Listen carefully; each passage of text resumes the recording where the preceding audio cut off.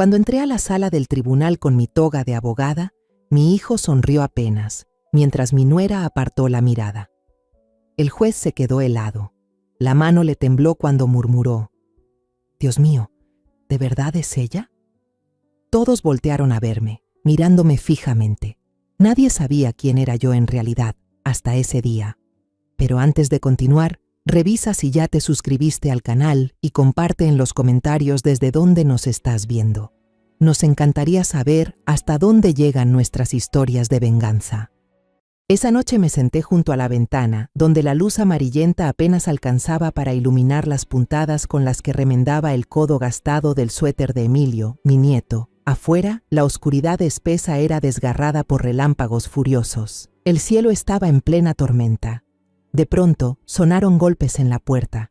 No eran golpes educados ni rítmicos, sino desesperados, frenéticos. Mi corazón se encogió. Dejé el suéter a un lado y caminé rápido hacia la puerta, con un presentimiento que me heló la sangre. En cuanto la abrí, una ráfaga de viento helado entró, trayendo consigo el olor a lluvia. Julián estaba allí. Era mi hijo, pero parecía un desconocido. Estaba empapado de pies a cabeza. Lo más aterrador eran sus ojos.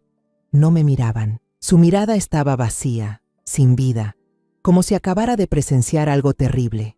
No dijo una palabra. Simplemente pasó tambaleándose junto a mí y se dejó caer en el viejo sillón. Se cubrió la cabeza con las manos, escondiendo el rostro entre las rodillas, y sus hombros empezaron a temblar sin control. Pasó un largo rato hasta que, agotado de tanto llorar, levantó la cabeza. Sus ojos estaban rojos, inyectados en sangre.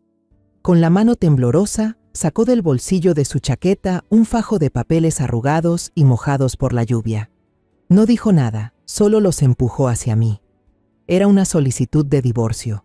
Un divorcio unilateral emitido por el juzgado, con letras frías y afiladas como cuchillos. Entonces comenzó a hablar, con la voz entrecortada y ronca, como la de alguien que ha gritado hasta quedarse sin aire.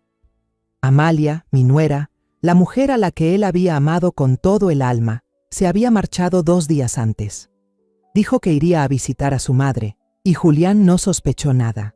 Pero esa mañana, mientras intentaba levantar de nuevo su pequeña empresa tras la quiebra, un funcionario del juzgado llegó al lugar y le entregó los documentos frente a las miradas curiosas de los pocos empleados que le quedaban. Leí las líneas por encima y mis manos empezaron a temblar. En el documento, Amalia enumeraba una lista de acusaciones contra Julián: violencia física, abuso psicológico, control financiero, mentiras descaradas y crueles.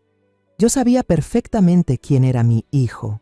Desde pequeño nunca había hecho daño ni a un animal, mucho menos a la mujer con la que compartía su vida. Vendió incluso el auto que su padre le había dejado como recuerdo para que Amalia pudiera comprarse cosas. ¿Y ella se atrevía a decir que él controlaba las finanzas?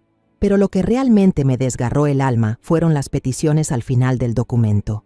Amalia exigía la custodia total de Emilio y que Julián no pudiera acercarse a su hijo a menos de 100 metros. Pedía también los pocos ahorros que quedaban, el viejo coche que Julián usaba para trabajar y una compensación económica desmesurada. Quería arrebatarle todo: su dinero, su hijo y su dignidad. Levanté la vista hacia Julián. Me miraba con los ojos suplicantes de un niño perdido. «Mamá, yo no hice nada de eso. Nunca le puse una mano encima». Asentí, queriendo decirle que le creía, pero dentro de mí todo era confusión. No sabía qué hacer. Tal vez necesitaba hablar con Amalia cara a cara. A la mañana siguiente, cuando la lluvia aún no cesaba, tomé un taxi y le di al conductor la dirección del lujoso departamento al que Amalia se había mudado, según el documento judicial. Al principio, el guardia del edificio no quería dejarme pasar, pero cuando le dije con voz firme que era la abuela de Emilio, dudó un momento y llamó para confirmar. Minutos después, me permitió subir. La puerta del departamento se abrió. Amalia estaba allí, con un camisón de satén color verde esmeralda, el rostro maquillado con suavidad, radiante.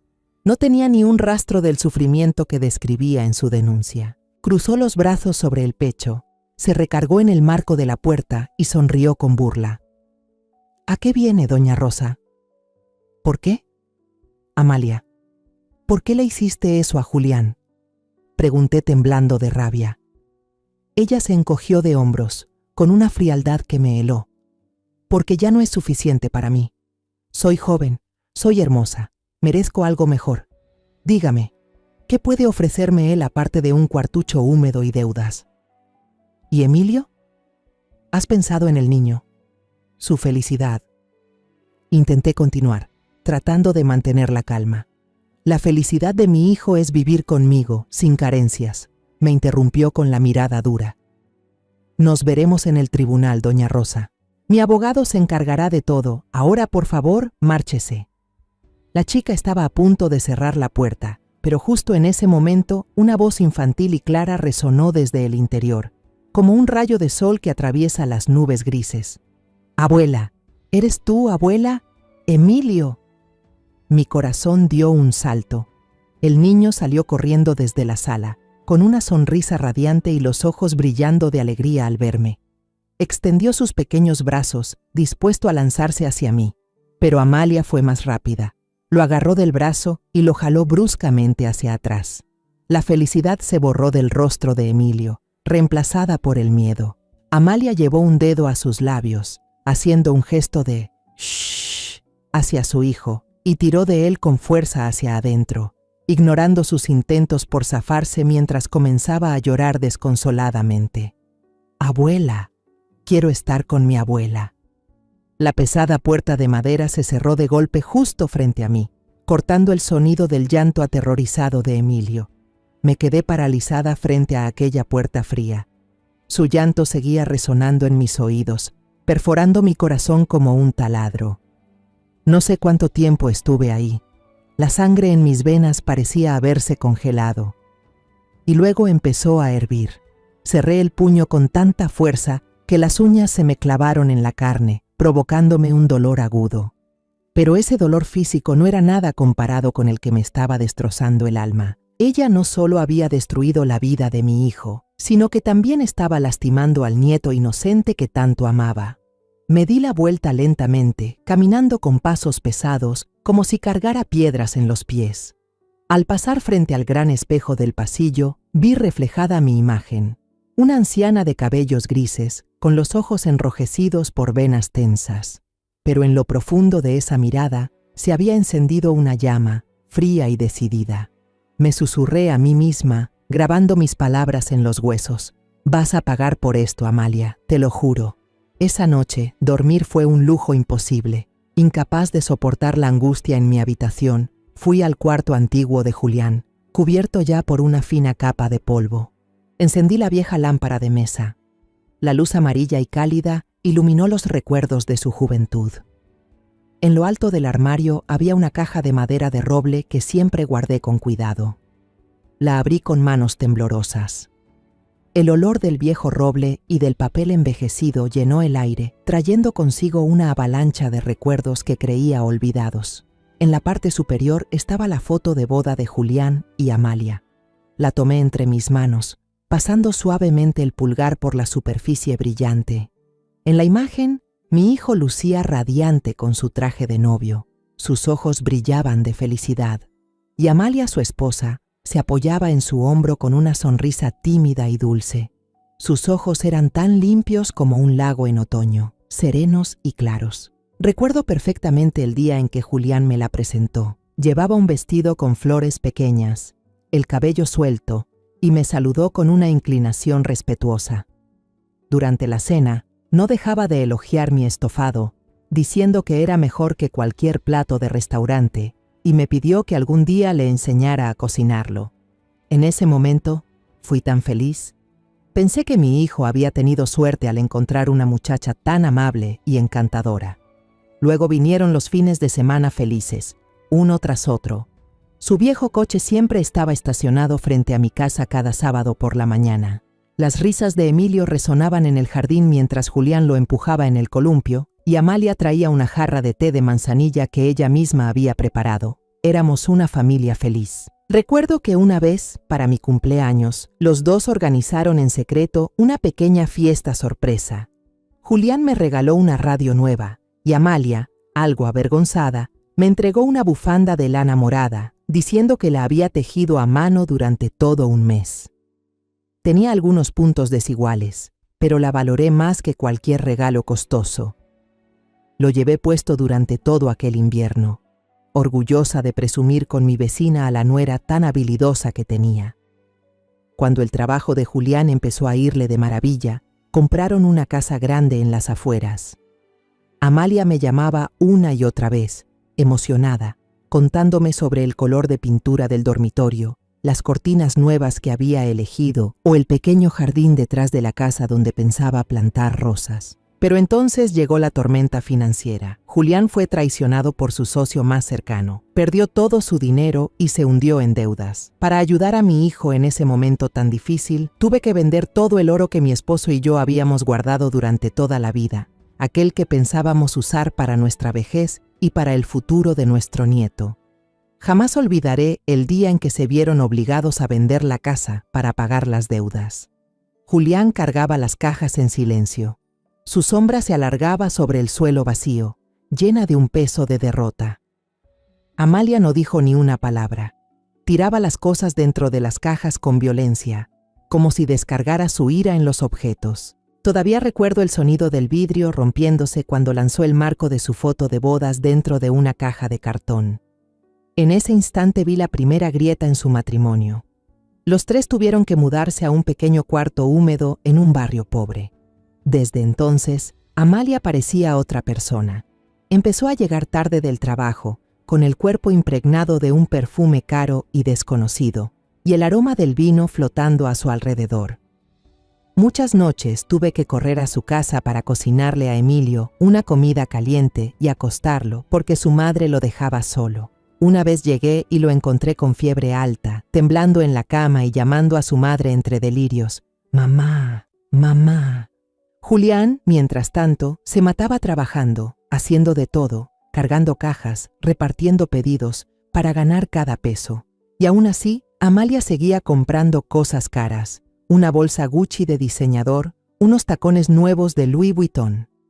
Cuando Julián le preguntó de dónde sacaba el dinero, ella le gritó con tono ácido: «Si no puedes mantenerme, que lo haga otro. No me preguntes». A menudo escuchaba por teléfono los gritos de Amalia, insultando a Julián cuando él me llamaba. «Eres un inútil. ¿Te pareces acaso a un hombre?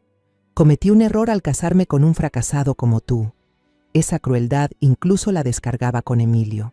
Me quedé helada el día que la vi golpear al niño hasta dejarle las marcas rojas por haber derramado un vaso de agua mientras gritaba: «¿Dónde tienes los ojos? Eres tan inútil como tu padre». Las sospechas dentro de mí crecían cada día. Una vez, al ayudar con la ropa, encontré en el bolsillo de su abrigo una factura de cena para 2 personas en un restaurante francés elegante, uno en el que Julián no podría entrar ni trabajando todo un mes.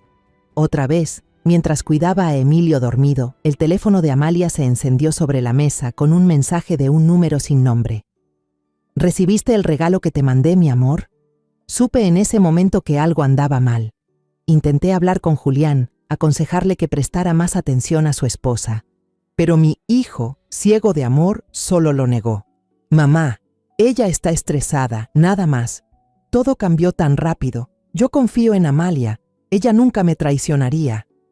Volví a colocar la foto de boda dentro de la caja de madera. La sonrisa tímida de Amalia en la foto me resultó extraña, distante. Aquellos recuerdos felices no eran más que una farsa montada cuando mi hijo aún era rico y exitoso. Cuando cayó el telón del dinero, su verdadero rostro apareció, desnudo y cruel. Cerré la caja con cuidado, guardando las ilusiones del pasado. El juramento que pronuncié frente a la puerta del departamento de Amalia ya no era una reacción impulsiva nacida de la rabia.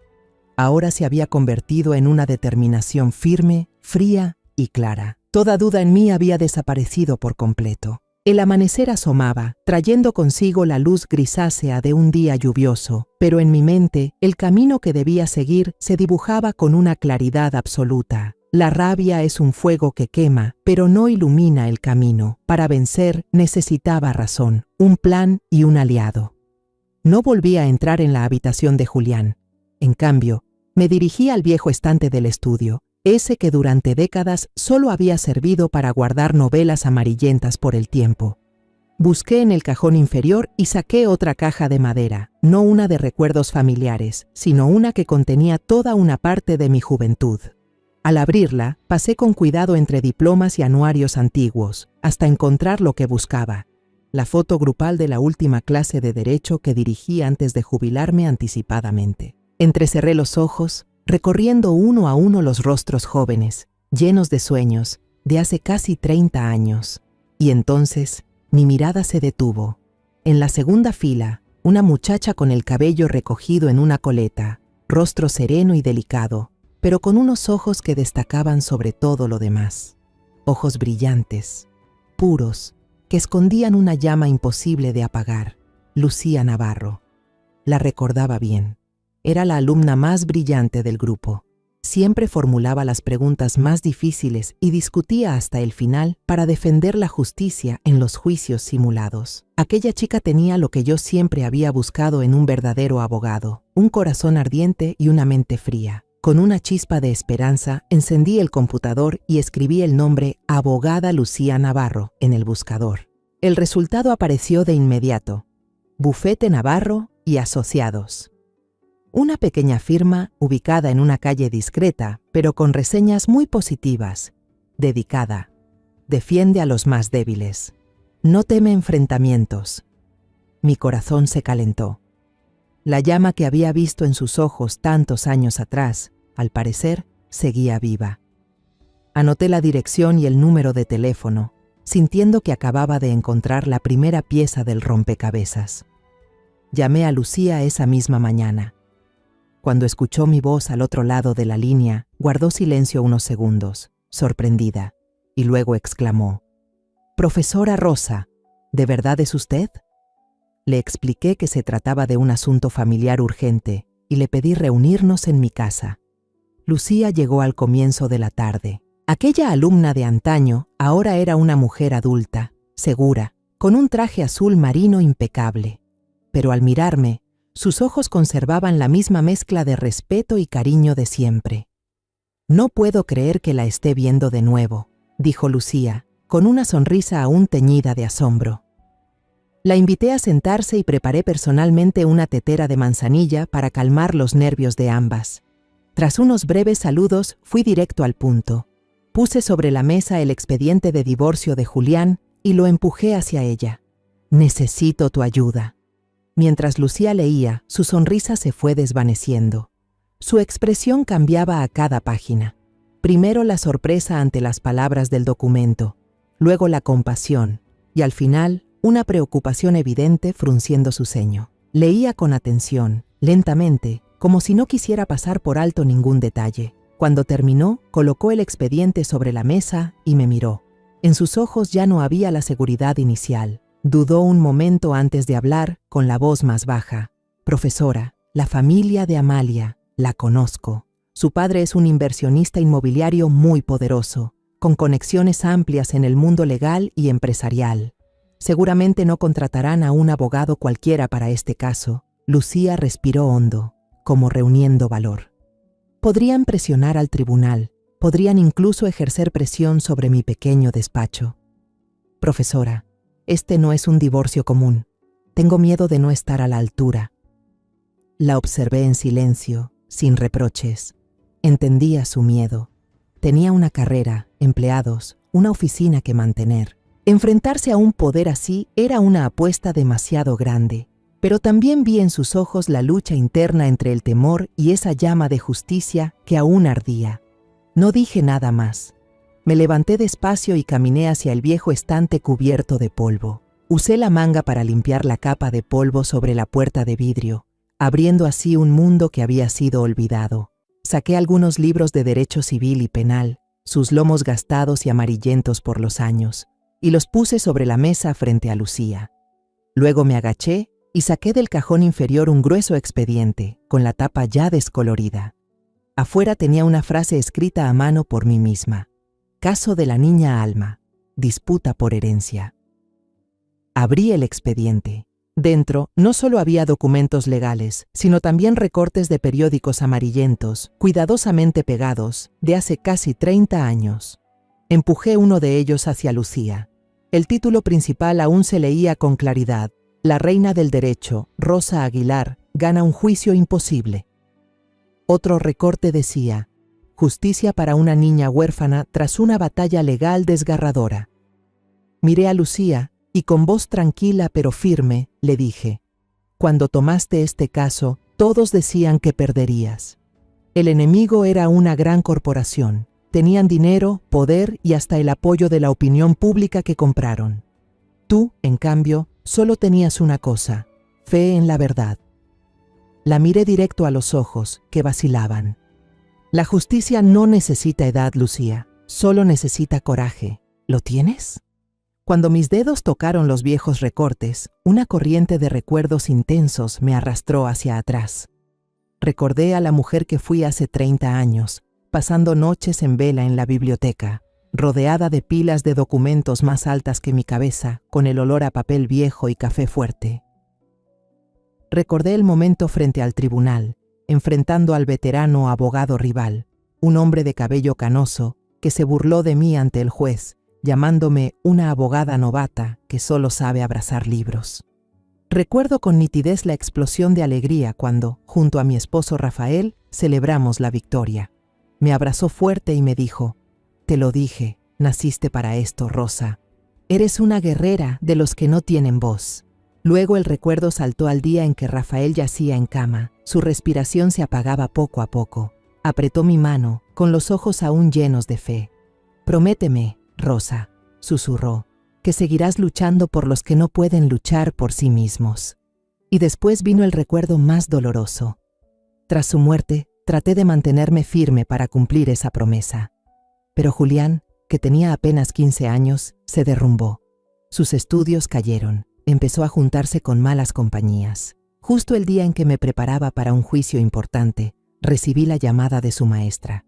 En ese instante entendí que la justicia del mundo me necesitaba, pero mi hijo me necesitaba aún más. Y lo elegí a él. Dejé mi juramento, colgué la toga y volví a ser simplemente una madre. Cerré el expediente y volví al presente. Miré a Lucía, pero también me vi a mí misma en ella.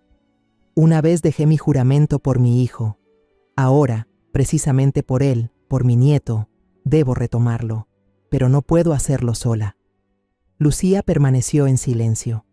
Miró los recortes viejos, luego mis ojos decididos y finalmente el expediente de Julián sobre la mesa. La duda en su mirada se desvaneció poco a poco, dejando lugar a una llama antigua que volvió a encenderse, brillante y poderosa. Se puso de pie con determinación, inclinó la cabeza con respeto ante mí. Aceptar ese caso. Lucharé con todas mis fuerzas, maestra. Cuando Lucía se fue, sentí dentro de mí una extraña ligereza. Tener una aliada, alguien que entiende y cree en ti en medio de esta batalla, era como encontrar un faro en medio de una noche de tormenta. Los días siguientes nos sumergimos en el trabajo. La sala de mi casa se transformó en un verdadero despacho jurídico, con documentos y expedientes legales por todas partes. Juntas, Lucía y yo trazamos las primeras estrategias, analizando cada punto débil en la demanda de Amalia. Una chispa de esperanza, aunque pequeña, comenzó a encenderse, pero subestimamos la crueldad del enemigo. Una tarde, mientras revisaba viejos precedentes judiciales, sonó el teléfono. Era Julián. Su voz al otro lado no mostraba tristeza, sino un pánico absoluto, tembloroso y casi al borde del grito. Mamá, mira, lo que ella ha hecho. Antes de que pudiera preguntar, me llegó un enlace. Temblando, hice clic. En la pantalla apareció un video que se estaba compartiendo a toda prisa en las redes. El escenario era una habitación humilde, vacía, con las paredes manchadas. Amalia estaba sentada en una cama de hierro vieja, llevaba una camiseta desgastada en el hombro, el cabello despeinado le caía sobre la mitad del rostro. No llevaba maquillaje, su cara estaba pálida, los ojos hinchados. Una imagen perfecta de una víctima digna de lástima. Empezó a llorar desconsolada, con la voz temblorosa y entrecortada, como si le costara mucho hablar. Yo no quiero armar tanto escándalo, pero ya no puedo soportarlo más. Contó que Julián la maltrataba psicológicamente desde que él se arruinó, que descargaba todas sus frustraciones y fracasos sobre mí. También lloró al decir que su suegra la humillaba, la despreciaba, porque no podía seguir dando una vida acomodada a la familia. Y entonces, como un golpe calculado, Amalia se subió la manga despacio y dejó ver un moretón tenue en el brazo. Esto fue cuando solo le pedí un poco de dinero para comprar leche para el niño. Se me heló el corazón. Ese moretón yo lo había visto con mis propios ojos. La semana pasada la chica se había golpeado torpemente con la esquina de una mesa cuando salía con prisa.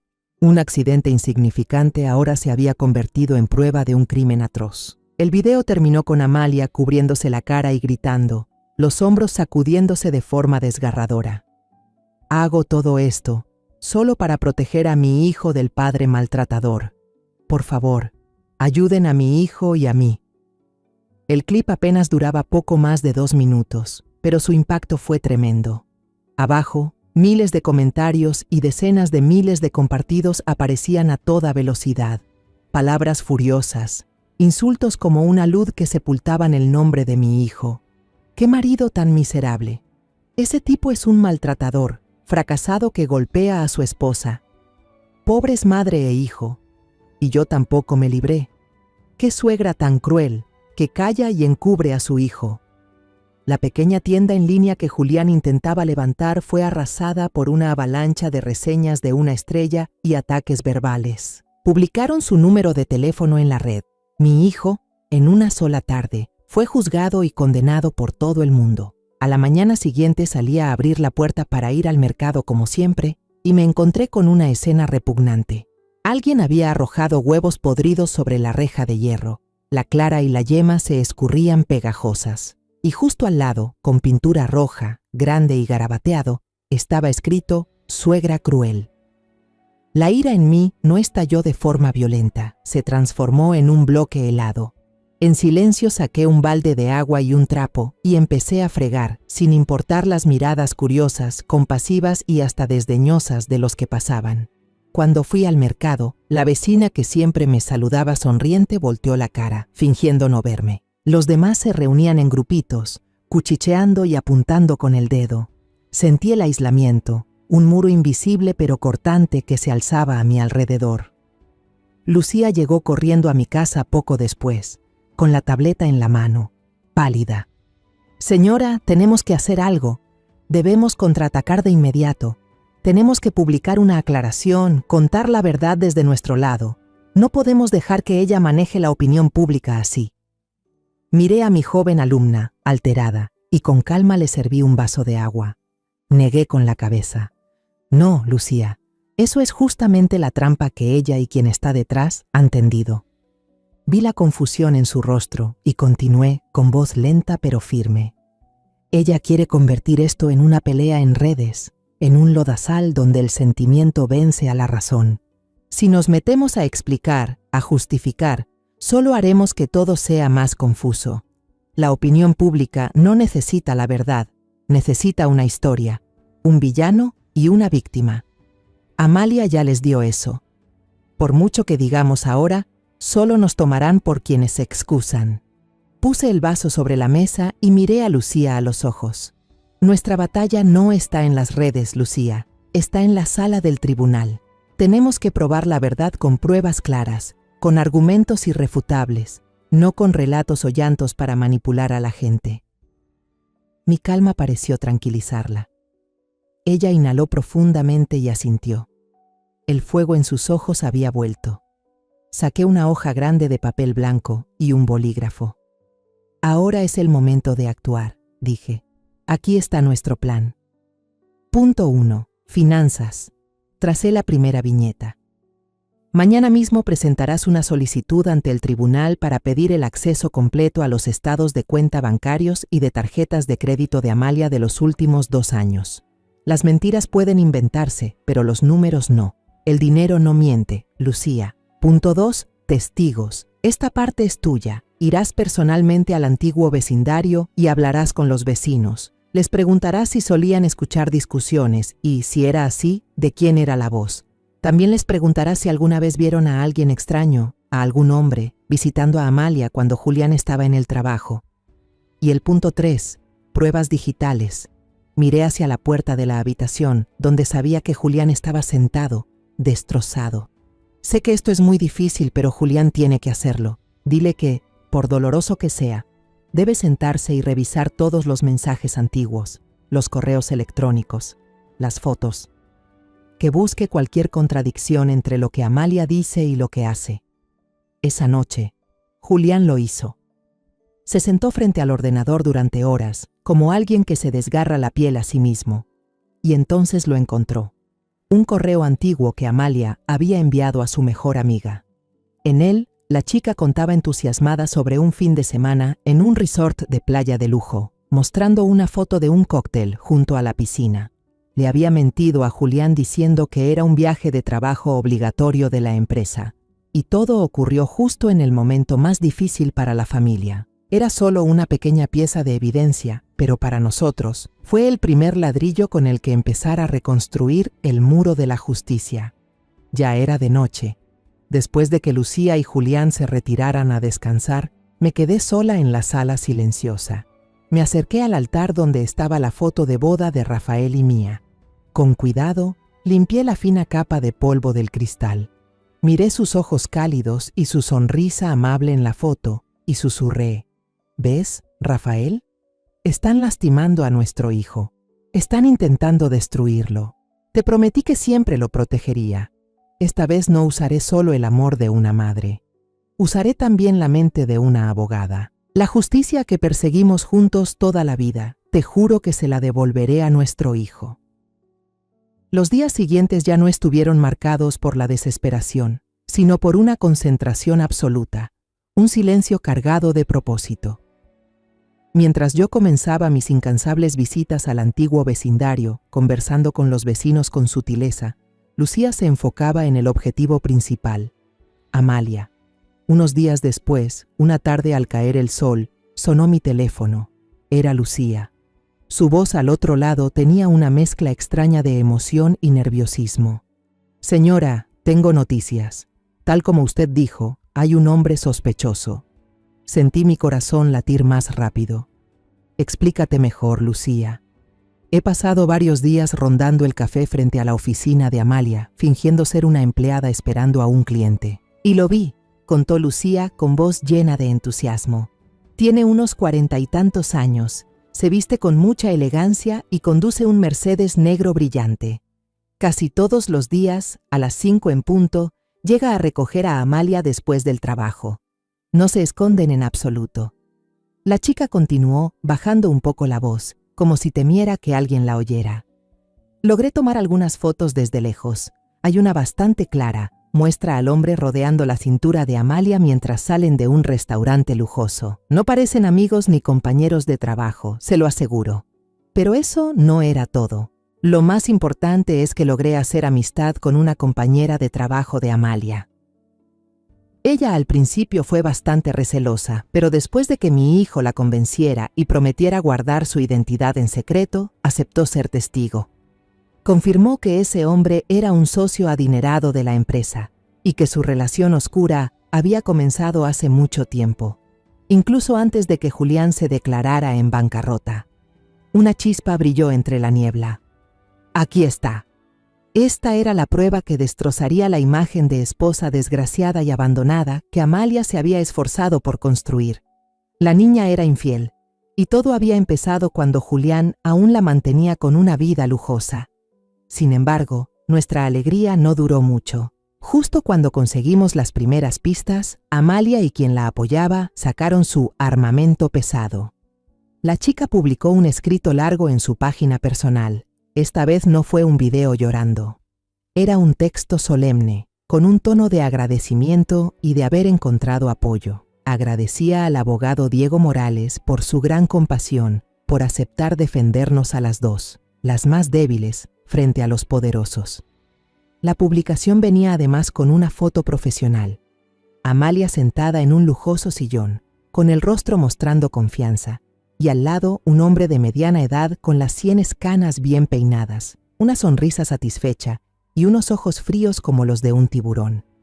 El nombre Diego Morales me hizo fruncir el ceño. Una sensación helada recorrió mi columna vertebral. Lo conocía. Todo el círculo de abogados veteranos lo conocía. Él no era un abogado que persiguiera la justicia, era un comerciante de justicia, un director profesional de obras teatrales en tribunales. Era famoso por deformar la verdad, crear escándalos mediáticos para humillar al rival y presionar al tribunal. Su arma no eran los artículos de la ley, sino el miedo y la humillación de los demás. Mi teléfono sonó de nuevo. Esta vez la voz de Lucía al otro lado temblaba, ya sin la confianza de la tarde. Señora, es Diego Morales, es él. Ya lo sabes. Cálmate, hija. No, usted no entiende. La voz de Lucía casi se quebró. El primer caso en la carrera de mí fue enfrentarme a él. Él destruyó a mi cliente con calumnias en la prensa, le hizo perder el empleo, desintegró su familia. Perdí, señora. Perdí de forma humillante. Yo no estoy segura de poder enfrentarme a él otra vez. La llama de confianza de mi pequeña alumna recibió un balde de agua helada. Ve a mi casa de inmediato, Lucía. Ordené con voz firme. Cuando Lucía llegó, la vi realmente aterrada, las manos entrelazadas hasta quedar blancas. Puse mi mano en su hombro, obligándola a mirarme a los ojos. Lucía, mira a la señora aquí. Gente como Diego Morales son como perros que ladran muy fuerte. Su única arma es el miedo. Si tú tienes miedo, has perdido desde el principio. Pero si te mantienes serena, el propio ladrido de él denunciará el vacío que hay dentro. La llevé al escritorio y tracé una estrategia completamente nueva. A partir de ahora, no atacaremos a Amalia de forma directa. La niña no es más que un títere. Nuestro objetivo ahora es quien mueve los hilos. Diego Morales. Debemos estudiar todos sus casos antiguos, encontrar su método de operación, hallar la debilidad en la forma en que fabrica pruebas. Siempre tiene un guión, y debemos aprender ese guión antes que él. Luego le encargué a Lucía una misión especial, una tarea más peligrosa. Sigue vigilando a Amalia y a su amante, pero no te limites a tomar fotos. Busca la forma de grabar. Necesitamos una prueba irrefutable, una confesión de su propia boca. No pasó mucho tiempo antes de que el entorno de Diego empezara a actuar, tal como era su estilo. La oficina de Lucía recibió una carta de propuesta de conciliación, pero el contenido no era otra cosa que una amenaza envuelta en papel de seda. Él le propuso a Julián firmar un documento renunciando a todos sus bienes y a la custodia de su hijo, a cambio de que Amalia retirara la demanda y no hiciera más escándalo en la prensa. Fue un golpe directo al orgullo de mi hijo. Después, algunos periódicos sensacionalistas, que yo sabía que eran manejados por los hombres de Diego, empezaron a publicar rumores falsos sobre el pasado de Julián, sacando a la luz errores insignificantes de su época universitaria y pintándolo como un hombre con antecedentes de violencia y problemas psicológicos. Y entonces comenzaron las llamadas anónimas. Lucía me contó que alguien la llamaba a medianoche, sin decir nada, solo respirando al otro lado de la línea. A veces, una voz ronca de hombre la advertía: no te metas en lo que no te importa si quieres seguir tranquila con tu trabajo. Yo sabía que ese era el clásico ataque psicológico de Diego. Él quería que su oponente se derrumbara, que se sintiera desesperado y perdido antes de pisar el tribunal.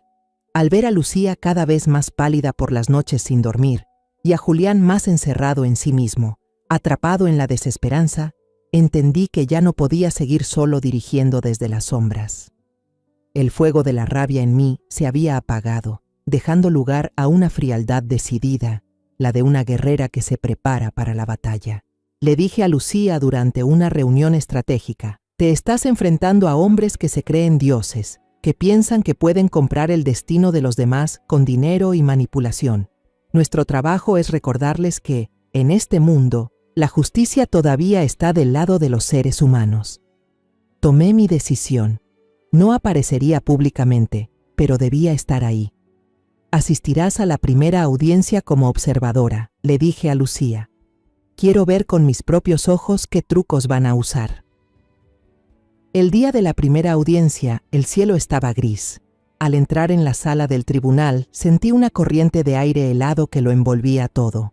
Decenas de periodistas y camarógrafos llenaban los asientos, claramente invitados por Diego para presenciar la caída de su enemigo. La puerta se abrió y la función comenzó. Amalia apareció, acompañada por el propio Diego Morales, quien la sostenía del brazo como si fuera una muñeca de porcelana a punto de romperse. Una actuación impecable. Llevaba un vestido gris ceniza, sencillo, que cubría todo su cuerpo. Su rostro, maquillado con cuidado, mostraba una palidez enfermiza. Caminaba con pasos débiles, tropezando de vez en cuando, apoyándose en el brazo firme de Diego. En la sala se escucharon murmullos de compasión y el clic constante de las cámaras. Miré a Julián. Mi hijo estaba sentado en el banquillo del acusado, con la espalda recta, rígida, aferrándose al último vestigio de su dignidad. Pero debajo de la mesa vi que sus manos temblaban. Los dedos apretados entre sí se habían puesto blancos. Me senté al fondo, en una esquina oscura, intentando pasar desapercibida. Mi corazón se encogía, pero la razón me decía que debía mantener la calma. Cuando la llamaron a declarar, Amalia comenzó su testimonio entre sollozos. Contó que pasaba noches enteras escuchando los insultos y gritos de Julián después de que el negocio fracasara. Dijo que la había dejado sin comer, que la había aislado de sus amigos y su familia. Cada mentira que salía de su boca era aprobada con un gesto compasivo de Diego, como si él hubiera sido testigo de todo. En el clímax de la función, Diego anunció con solemnidad que tenía una prueba irrefutable. Proyectaron en una pantalla grande un video corto. Dijo que mostraba a Julián rompiendo cosas durante un ataque de ira incontrolable. El video era borroso y tembloroso, grabado desde un ángulo oculto. Solo se veía una figura masculina moviendo los brazos y luego el sonido de objetos rompiéndose. La sala estalló en exclamaciones. Yo lo sabía. Sabía que era la noche en que Julián, agotado, dejó caer accidentalmente una pila de platos mientras ayudaba a su esposa. Pero en las manos del equipo de Diego, con su edición de sonido y cortes precisos, lo habían convertido en una típica escena de violencia doméstica. Los periodistas se volvieron locos, tomando fotos sin parar. Entonces llegó el turno de Lucía para responder. Vi a mi antigua alumna inhalar profundo, tratando de mantener la calma ante la presión abrumadora. Presentó pruebas del gasto excesivo de Amalia, mostrando los extractos de sus tarjetas con cenas costosas y compras de lujo. Pero Diego Morales, fiel a su fama de tiburón, desmanteló cada argumento con facilidad. Se puso de pie y esbozó una sonrisa a medias, llena de compasión. Honorables jueces, señoras y señores, ¿qué estamos viendo aquí? Un lamentable intento de difamar a la víctima. Mi defendida, en un momento de dificultad, cuando más sola estaba, recibió consuelo, pequeños regalos de amigos cercanos. ¿Acaso una mujer maltratada y abandonada no tiene derecho a recibir consuelo de los demás? La parte demandada está intentando convertir la compasión de sus amigas en el delito de mi clienta.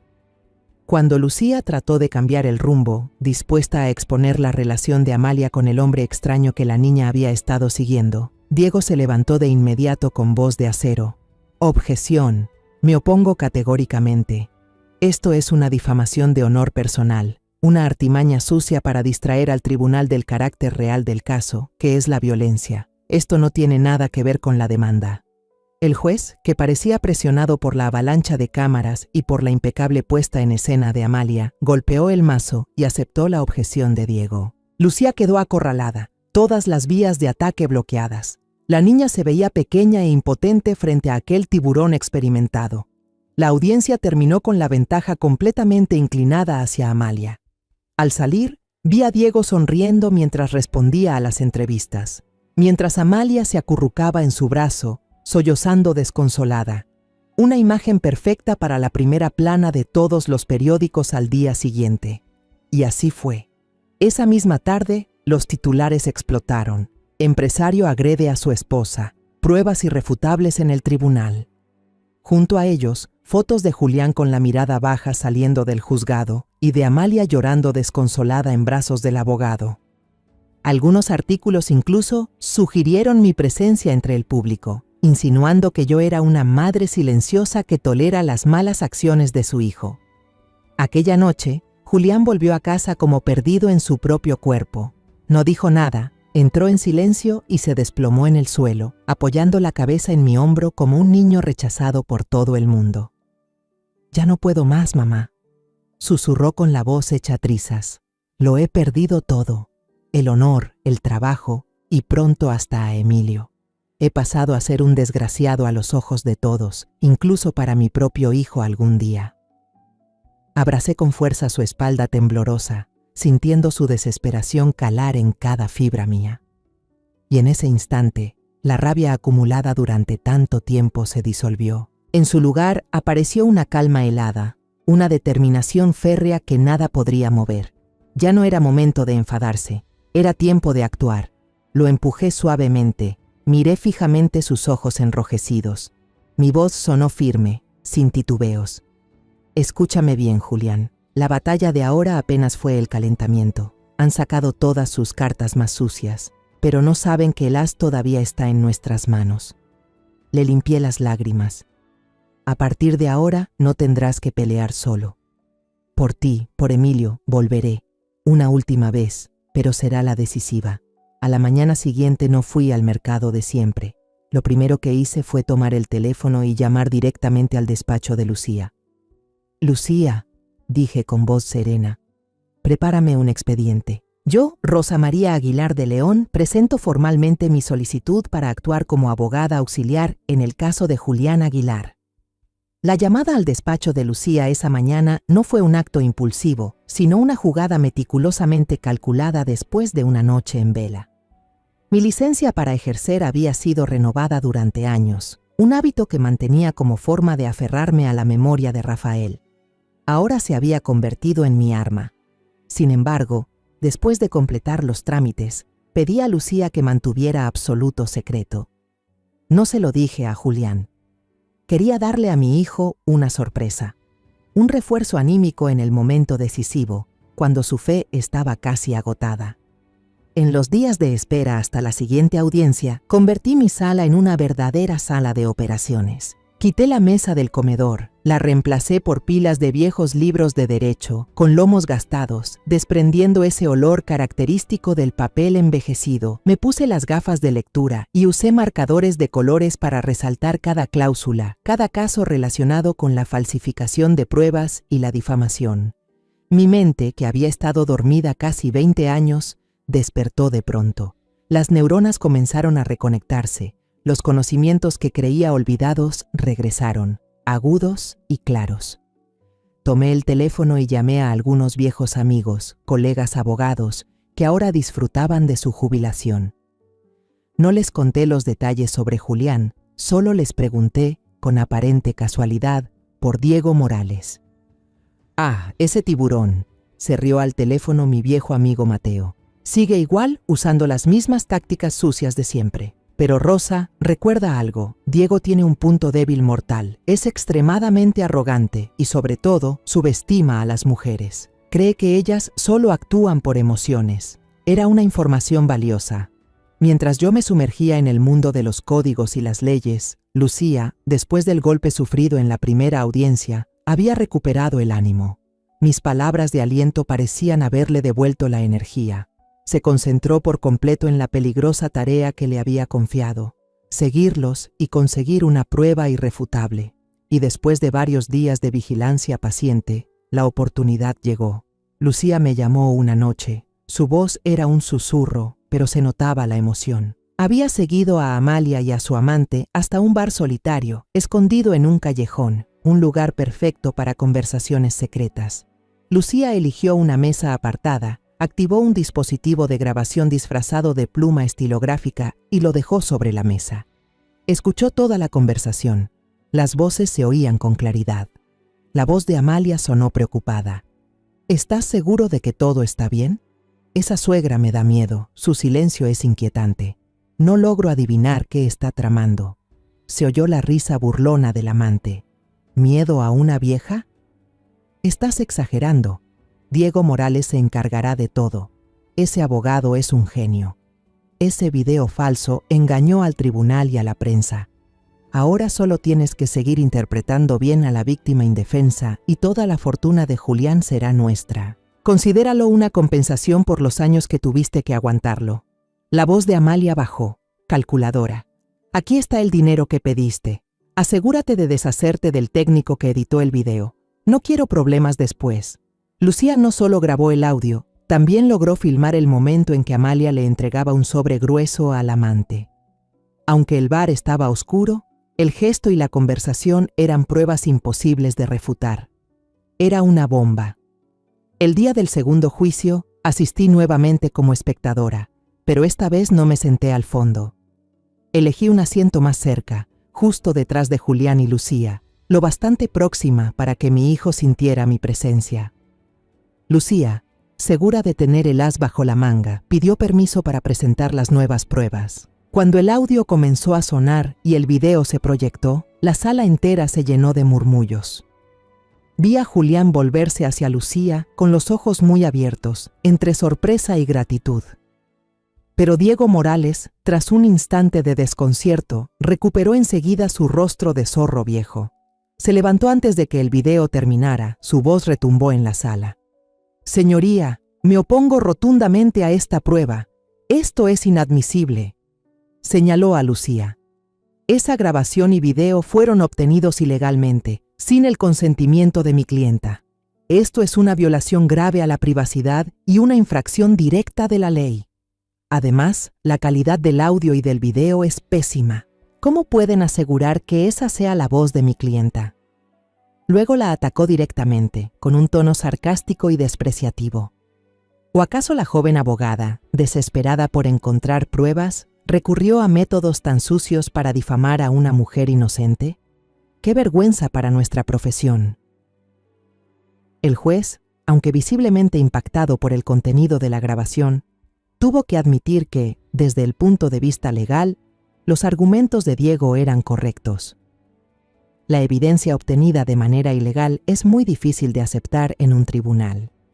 El juez golpeó el mazo y declaró que se necesitaba tiempo para que los peritos verificaran la autenticidad del video antes de decidir si sería admitido o no. Un contragolpe fallido.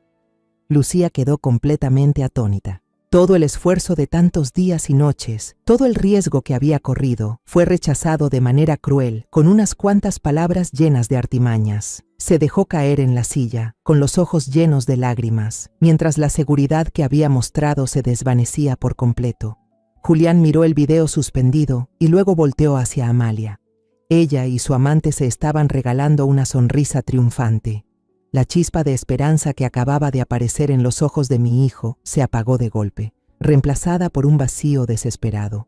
Bajó la cabeza, los hombros le cayeron, aceptando la derrota.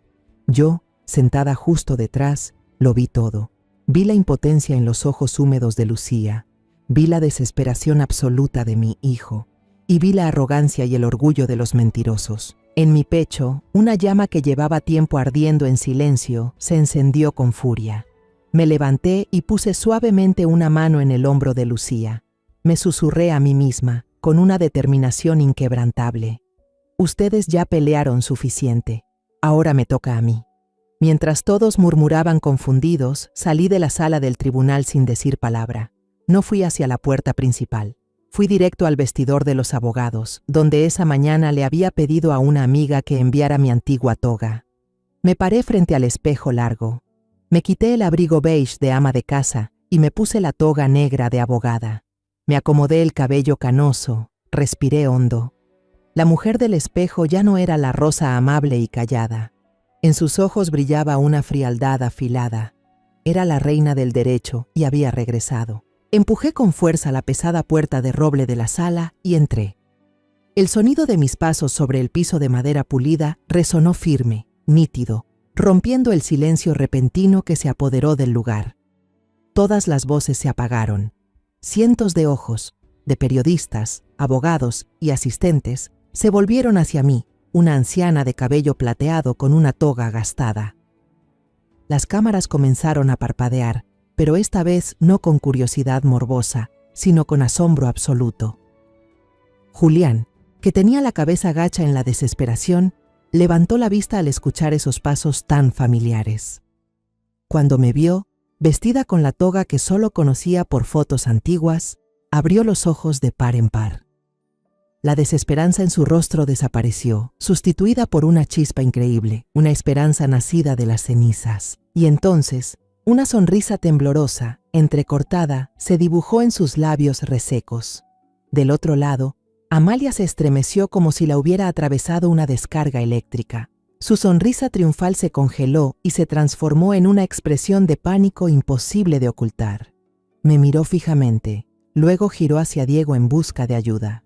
Su rostro se puso pálido. Bajó la cabeza y entrelazó las manos con fuerza. Sabía perfectamente que mi aparición allí no era solo como la madre de Julián. Diego Morales también se quedó paralizado. La soberbia se borró de su cara. Entrecerró los ojos, con esa mirada de tiburón, tratando de recordar quién era esa anciana, con una presencia tan imponente. Pero el juez en el estrado, el señor Esteban Vargas, no tenía dudas. Era de mi generación. Se levantó de golpe, algo inaudito en una audiencia formal. Se quitó los lentes, se frotó los ojos varias veces, sin poder creer lo que veía. Luego, con la voz temblorosa y amplificada por el micrófono, dijo lo suficientemente alto para que todos lo oyeran. Dios mío, ¿Rosa María Aguilar de León? ¿De verdad es usted? Ese nombre cayó como una bomba en medio de la sala. Toda la sala estalló en murmullos de asombro. ¿Rosa Aguilar, la reina del derecho? Pero si se retiró hace casi 20 años. Los abogados mayores presentes me miraban con respeto y un poco de cautela. Conocían ese nombre, conocían las leyendas que lo acompañaban. El juez Esteban, tras recuperar la compostura, se sentó y me presentó en voz alta, con tono solemne. Para quienes no la conozcan, esta es la abogada, Rosa Aguilar, una de las grandes figuras, una leyenda de nuestra profesión. No me importaban esas palabras. Todo eso pertenecía al pasado. Caminé directamente hacia la mesa de defensa y dejé mi viejo maletín sobre la madera con un golpe seco. Miré a Lucía, que seguía ahí, confundida, como si no pudiera creer lo que estaba pasando. Le sonreí, una sonrisa tranquila. Lo hiciste bien, hija, ahora déjamelo a mí. Luego me giré y encaré directamente a Diego Morales. Mi mirada era fría, sin una pizca de emoción. Mi voz, serena pero firme, resonó con autoridad. Abogado Morales, soy Rosa María Aguilar, asesora legal de la parte demandada. Si no tiene inconveniente, me gustaría continuar. Empecemos de nuevo con la prueba que usted calificó como obtenida ilegalmente. ¿Le parece? Diego tragó saliva. Ya sabía con quién se enfrentaba. Ya no era el único tiburón en ese estanque. No discutí la legalidad de la grabación. Era una trampa que él mismo había tendido y no pensaba caer en ella. En cambio, le di la vuelta a la situación. Señoría, dije con voz firme, no solicitamos que la grabación sea usada como prueba directa para acusar. Solo pedimos que sirva como base para citar a declarar a los dos participantes de la conversación, la señora Amalia y el hombre que la acompañaba, a fin de que testifiquen directamente ante este tribunal sobre el contenido del audio. Diego Morales se quedó sin palabras. Podía objetar la legalidad de la grabación, pero no podía oponerse a la citación de testigos. Había convertido su arma en la mía. Sin dejarle tiempo para reaccionar, continué desmontando cada prueba que él había presentado en la audiencia anterior. Sobre el moretón en el brazo de la demandante, dije mientras mostraba un documento firmado. Esta es la declaración de la señora Elvira, vecina de él, cuarto contiguo al del señor Julián. Ella afirma haber visto con sus propios ojos cómo la señora Amalia resbaló y se golpeó el brazo contra la mesa de roble justo un día antes de publicar el video. En cuanto al video donde supuestamente rompe cosas, seguí, hemos consultado a un perito independiente en análisis de sonido. Este es el informe. Levanté el documento. Los resultados muestran que el ruido de rotura en el video coincide exactamente con el sonido de cerámica al quebrarse, tal como declaró Julián, que solo había tirado accidentalmente una pila de platos. El sonido es completamente distinto al de romper muebles o un televisor. Y por último, respecto a la acusación de haber sido dejada sin comida, saqué un fajo de extractos bancarios que Lucía había obtenido. Señoría, mientras la demandante lloraba diciendo que su marido la dejaba pasar hambre, estos registros de su tarjeta muestran que cenaba frecuentemente en restaurantes caros y compraba en tiendas de lujo. Los números no mienten. Cada argumento era preciso, conciso y respaldado por pruebas irrefutables. Diego Morales pasó de la autosuficiencia a la incomodidad y luego al sudor frío. Intentaba levantarse para objetar, pero cada vez lo silenciaba con fundamentos legales sólidos. Entonces lancé el golpe final. Me giré hacia el público y fijé la mirada en el amante de Amalia, sentado en la tercera fila. Su rostro ya empezaba a palidecer. Hablé en voz alta, con tono cortante. Señoría, para esclarecer aún más este entramado de engaños, solicito que se cite de inmediato al espectador sentado en la tercera fila. Tenemos pruebas de que participó en la fabricación de pruebas falsas y recibió dinero directamente de la demandante en el video que la defensa del abogado Morales acaba de negar. El hombre dio un brinco, como si lo hubiera picado una abeja. Su rostro se desfiguró por el miedo. En un arrebato de pánico, se levantó y trató de correr hacia la salida. Pero ya era tarde. 2 oficiales del tribunal se acercaron y lo detuvieron al instante. Ese gesto, más que 1000 palabras, fue una confesión. Amalia, al verlo, se vino abajo por completo. La chica se dejó caer en el asiento, con el rostro completamente pálido. La tragedia que había planeado con tanto cuidado había llegado a su fin de la manera más miserable posible. El juez Esteban golpeó con fuerza el mazo sobre la mesa. El sonido retumbó en toda la sala. Se suspende la audiencia. El tribunal procederá a una investigación urgente sobre el delito de falso testimonio y manipulación de pruebas por parte de la demandante y las personas involucradas. Levanté la cabeza. Lo siento. A través de la gran ventana de la sala del tribunal, un rayo de sol se abrió paso entre las nubes grises y se posó directamente sobre el rostro de Julián. Por primera vez en muchos meses, vi a mi hijo sonreír de verdad. Era una sonrisa de liberación, de orgullo y de fe recuperada. La justicia, aunque haya llegado tarde, al fin había regresado. Pasaron unas semanas desde aquel juicio explosivo. La investigación del tribunal avanzó con rapidez y a fondo. El amante de Amalia, tras ser arrestado, confesó todo a cambio de una posible reducción de condena, desde el plan que había trazado con Amalia hasta la contratación del técnico que fabricó el video falso. Todo quedó al descubierto. El día de la sentencia final, el ambiente en la sala era muy distinto. Ya no se respiraba tensión, sino expectación. La sala estaba más llena que nunca. No solo asistieron los periodistas que habían cambiado completamente su narrativa en los artículos, sino también una multitud de ciudadanos y, sobre todo, jóvenes estudiantes de Derecho. No venían a presenciar un simple divorcio, sino a ser testigos del momento que llamaban el regreso de una leyenda. Yo, Lucía y Julián estábamos sentados en la mesa de los demandados. Julián ya no mostraba el miedo ni la inseguridad de los primeros días. Mi hijo se sentaba erguido, con los hombros abiertos y la mirada firme, serena, dirigida al frente. La mancha de la injusticia había sido limpiada, devolviéndole la dignidad que siempre tuvo. Lucía, a su lado, me miraba de vez en cuando con ojos brillantes, llenos de admiración y gratitud. Del otro lado, Amalia estaba sola. La silla de su abogado defensor permanecía vacía. Diego Morales, el astuto tiburón, había rescindido el contrato por iniciativa propia tras enfrentarse a la posibilidad de perder su licencia profesional de por vida por complicidad en la falsificación de pruebas. Sin el vestido elegante ni el maquillaje impecable, Amalia lucía realmente demacrada. Su rostro tenía un tono ceniciento, y las ojeras profundas revelaban noches enteras sin dormir. Era la auténtica apariencia de una perdedora, no una actuación para despertar lástima. En la banca de los acusados de otro caso, el amante se encontraba allí, custodiado por 2 oficiales judiciales. No se atrevía a levantar la vista, mantenía la cabeza gacha, mirando al suelo. La obra había terminado, y ahora los protagonistas debían enfrentar el precio de su mentira. Cuando el juez Esteban Vargas entró en la sala, todos se pusieron de pie en silencio. Se sentó, recorrió la sala con la mirada, deteniéndose unos segundos más en nuestra mesa, y comenzó a leer la sentencia. Su voz sonaba firme, solemne. Cada palabra resonaba clara, como golpes de martillo de la justicia.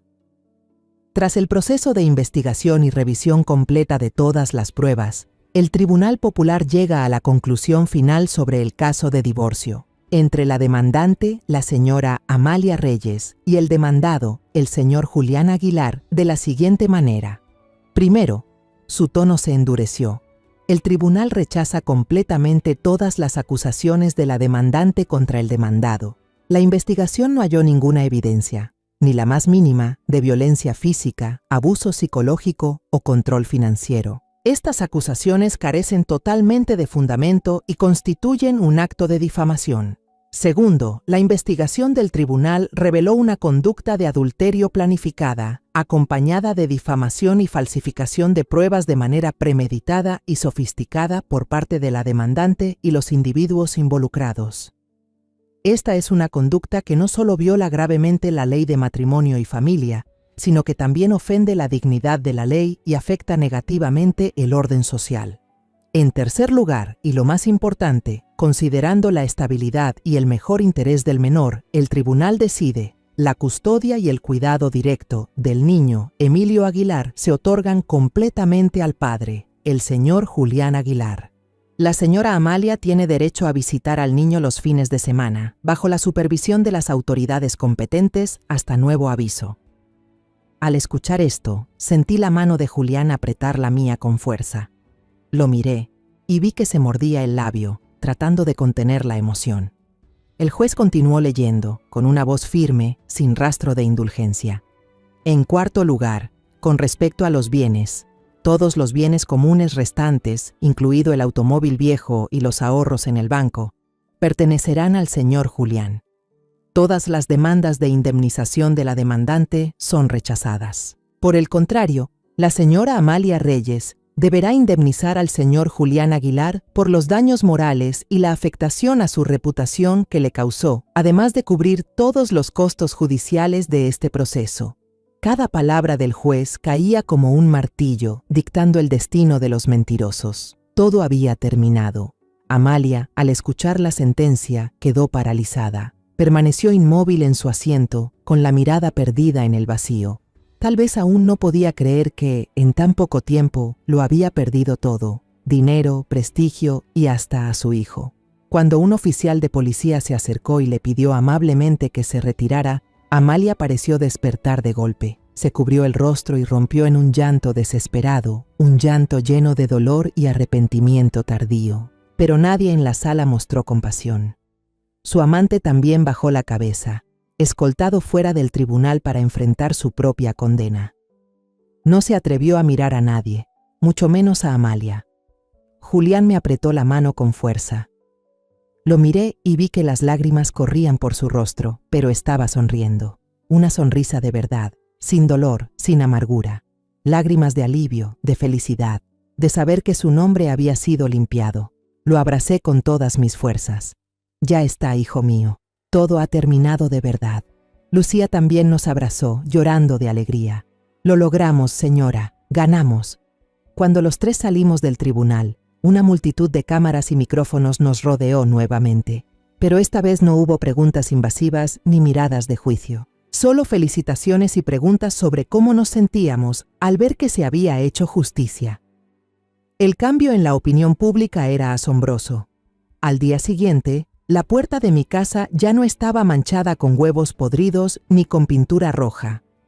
En su lugar, la vecina que antes me evitaba llegó con una canasta de frutas frescas y me pidió disculpas, avergonzada.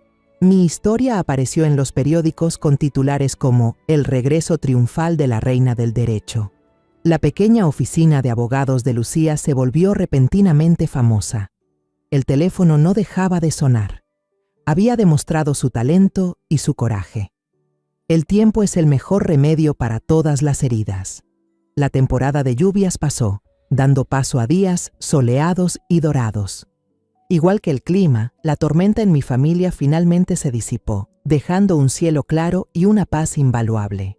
El día en que Julián trajo oficialmente a Emilio a vivir con nosotros, la vieja casa pareció revivir.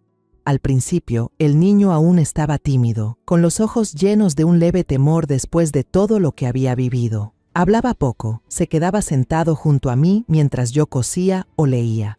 Pero el amor es una luz que atraviesa cualquier oscuridad. El abrazo de su padre, los cuentos que le leía su abuela, las comidas cálidas en familia, poco a poco fueron curando su corazón. No pasó mucho tiempo antes de que la casa volviera a llenarse de risas. La voz alegre de Emilio gritando, «¡Abuela!» y «¡Papá!» resonaba por todas partes, borrando los restos de los días tristes. El pequeño negocio de Julián también comenzó a recuperarse. Después de que su nombre fue reivindicado, muchas personas acudieron a apoyarlo, como una forma de reparar los juicios erróneos que alguna vez hicieron. Pero Julián ya no se obsesionaba con el trabajo como antes. Había cambiado, aprendió a equilibrar su vida. Dedicaba todo su tiempo libre a Emilio. Suelo ver a esos dos jugando fútbol en el patio o concentrados armando algún modelo de robot complicado. Julián se ha convertido en un padre de verdad, paciente, firme y lleno de amor. Y en esta nueva etapa de nuestras vidas apareció una presencia cálida más. Lucía se volvió una visitante habitual de la familia. Casi todos los fines de semana pasaba por la casa, a veces trayendo un cómic nuevo para Emilio, a veces una caja de pasteles hechos por ella misma. Jugaba con el niño de forma natural, le enseñaba a dibujar y le contaba historias de héroes. Yo me sentaba en el porche, observando en silencio.